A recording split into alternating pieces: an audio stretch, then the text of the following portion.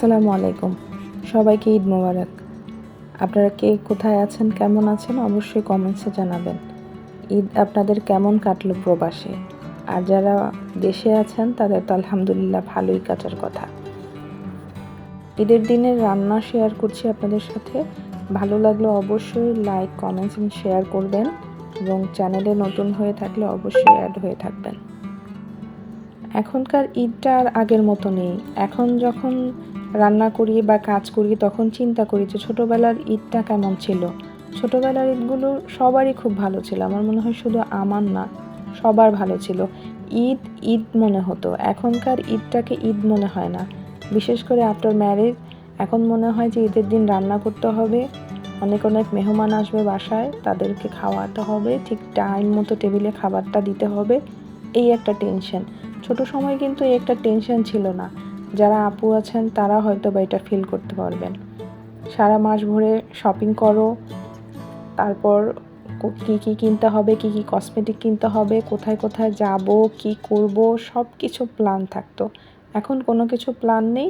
Plan হচ্ছে একটাই, কি রান্না হবে, কে কে বাসায় আসতেছে, কে কয়টার সময় খাবার রেডি করতে হবে, এটা মাথার মধ্যে একটা প্যারা নিয়ে সব সময় থাকতে হয়।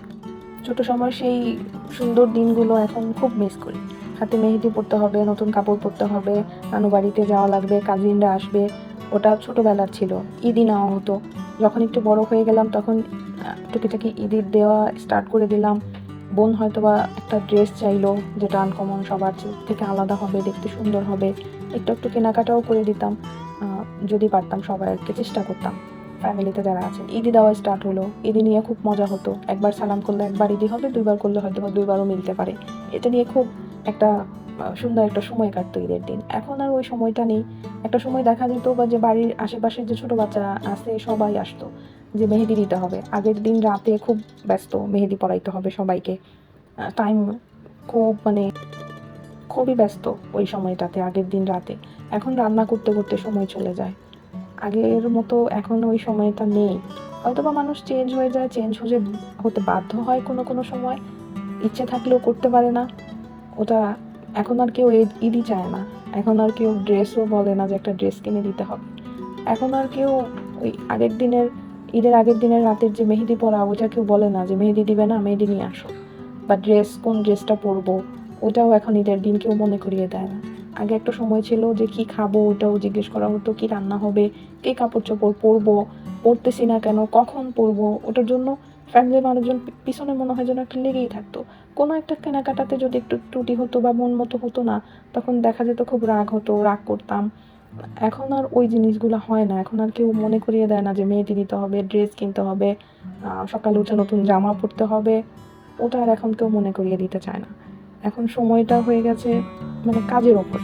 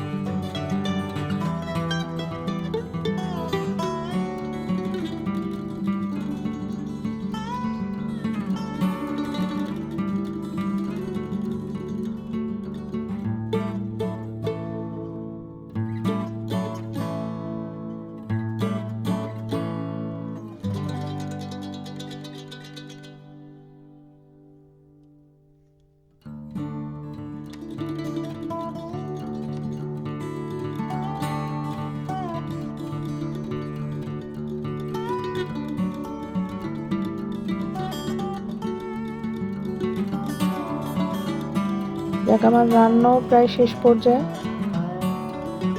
যারা এখনও চ্যানেলে অ্যাড হন না অবশ্যই অ্যাড হয়ে যাবেন। আমার জন্য দোয়া করবেন, আপনাদের সবার জন্য দোয়া।